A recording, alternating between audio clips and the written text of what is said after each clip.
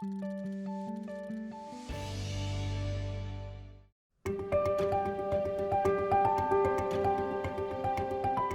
Rare Tiny Flower, I think it came about, it takes so long now for books to be in production, and then the shipping takes so long that I believe the poem was written at the very end of 2020, I think, or right at the beginning of 2021. But I knew that the unrest in the country was behind it. People, I felt, were getting nasty in their dialogue, and it had been coming for years, but it seemed to be increasing. And then there was the insurrection at the national Capitol, and I was scared. I was scared what was happening to the country, and I was angry at the example being set for our children. I think people are not thinking what they're doing sometimes, and saying and screaming and yelling and showing the children about being human and in relationship with one another. And so all of that was kind of roiling underneath the way things always are when you're creating something. Something is happening and needs to be expressed. And for me, it always comes out symbolically in words and color and flowers and things like that. So I was sitting, and I just had this image that this bird was flying over a forest, and there was a clearing, and the bird dropped this seed into this forest, into this clear place.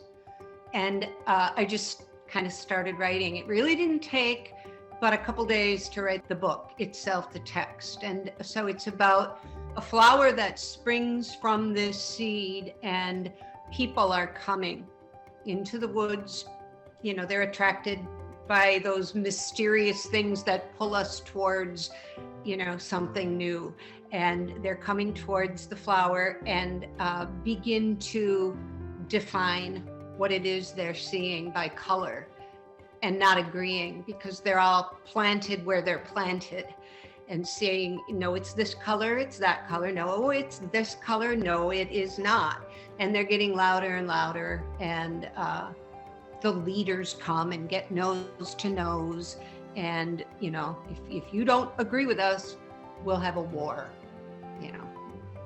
And I have to say also, the illustrations by Kim Torres, he is a Spanish illustrator, blew me away. They so got into my psyche and captured exactly what I was imagining, that it was almost kind of scary. So I love the illustrations and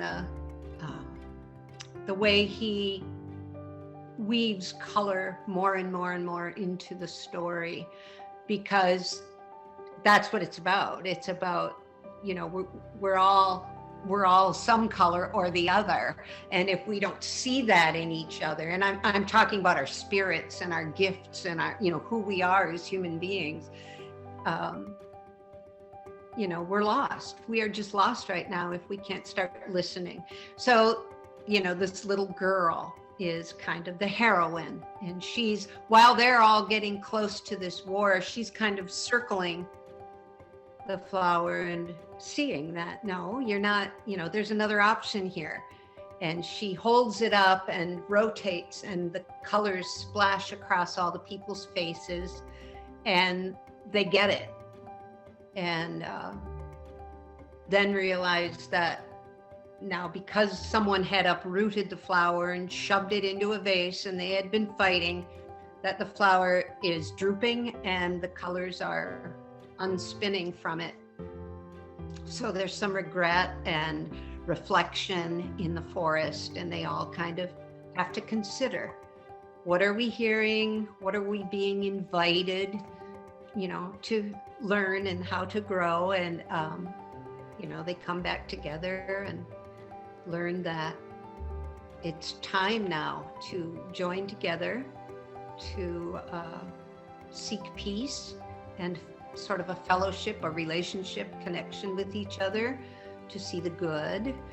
And, it ends by saying a rainbow can happen when love leads the way. So it's a very simple story, but I think, like others that I have found important in my life, and try to, what I try to do with my own story is extend invitations to the children, but also to the child in all of us, to kind of, consider and grow. What do we need to understand about the rare tiny flower? I think the invitations are to listen, extend deep listening to each other. And so there's that opportunity to begin to teach children about deep listening, about really hearing what a person is saying and not jumping in, not interrupting, trying to understand what their bodies are telling us and their face is telling us, and their words, asking them, what they're feeling. How does it feel when, when these words are coming out of you? What are you feeling? Those kinds of dialogues. So listening, and then the deep appreciation of difference in human beings and the ways that we offer our gifts to the world. And Kim did a really cool job with that, again, with the illustrations, by introducing characters I had not imagined. And I'm like, what is that? That doesn't even look like a person. And there I caught myself, because there I was saying, well, that doesn't look like a person. I know what a person looks like, and that doesn't. And so right there, I was like, well, there you go. He perfectly captured the essence of the story, that we come in different shapes and sizes, and we wear different clothes, and we express ourselves in different ways, and we all have gifts to share. And they're needed, and they were never more needed than right now. So we need to make the space between us fertile for those tiny seeds to grow. And we've become so quick at cutting each other off. I've noticed, even if I'm reading an article, and after the article are comments, people come in very quickly with judgments about what the person just said. There's little clarification. There's little, I understand your point. What about this? There's such a lack of skill with dialogue nowadays, that I think that's also something that the book could be used with young children, to how do we have a conversation with each other? How do we share an opinion? There's nothing wrong with having an opinion about something, but how do we share it? And how do we, graciously welcome the other's ideas as well?